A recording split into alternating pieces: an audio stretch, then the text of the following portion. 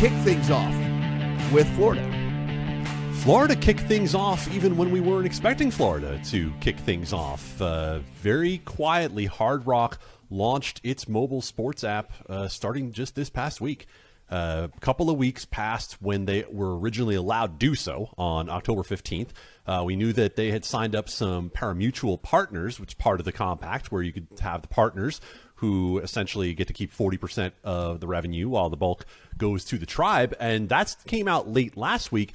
And then all of a sudden, here we are with the Hard Rock app launching amidst some legal questions that still remain. And we're looking to Friday this week as the next big day in court when it comes to the West Flagler Associates challenge in Washington, D.C., to the legality of the Florida Sports Betting Compact.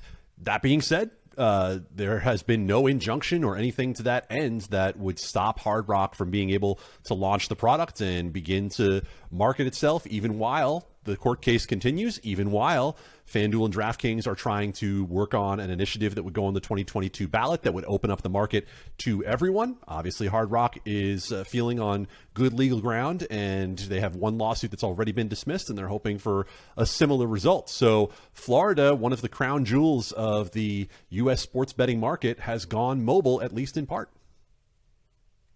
And Dustin, Dan Bach, a friend of yours and mine, is kind of put out a quick little, some screenshots, a little video and stuff like that. He's located there in Florida with the app. And, despite the fact that they are, a monopoly really at this point right now, the only thing that's available, we didn't see what we saw in some of these other places with the wackadoodle lines and all the crazy stuff that was going on there. Everything was in line. And even with them being the only game in town, there were still the whole things that you're seeing from all the other big guys out there. There were the boosted bets and there were the different bonuses and all the stuff like that. So for me, that was kind of really cool to see because, again, they didn't really have to do that, when it all came down to it. But to see that they're kind of keeping it in line here was pretty good to see. Yeah, Hard Rock, we knew wanted to have a national brand too. This is not just a Florida play. They don't want to be having this bespoke, like crappy odds, whatever, bad product here in Florida. This is for the rest of the country as well. So yeah, it's not surprising, I guess, that they're not running a monopoly on their own. This is not like some of the lottery monopolies.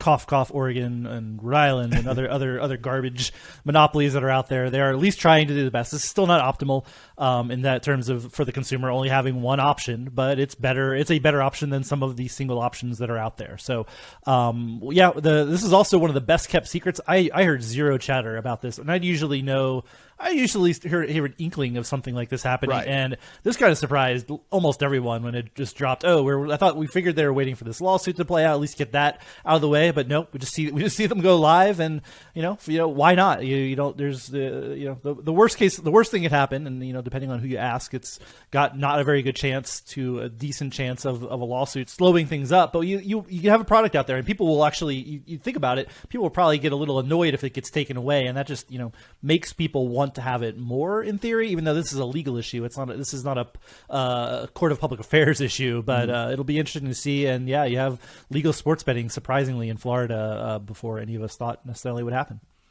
And Adam, you and I being bettors ourselves and whatnot, just again, seeing that the product was good, seeing that they're not taking advantage of the situation with the consumer only having one option, different things like that. I mean, look, that's it speaks volumes of, and we know some of the team behind the guys at Hard Rock, who industry veterans, been around the block a long time, and certainly have tried to make consumer, like really good consumer experiences with their different products that they've been behind and stuff. So just to see stuff like that is pretty cool. Yeah, the team largely coming from Stars and from Fox to put this product together. And I think to what Dustin said, there's a key piece of the plan here that leads to what you're talking about, Matt, with this good product.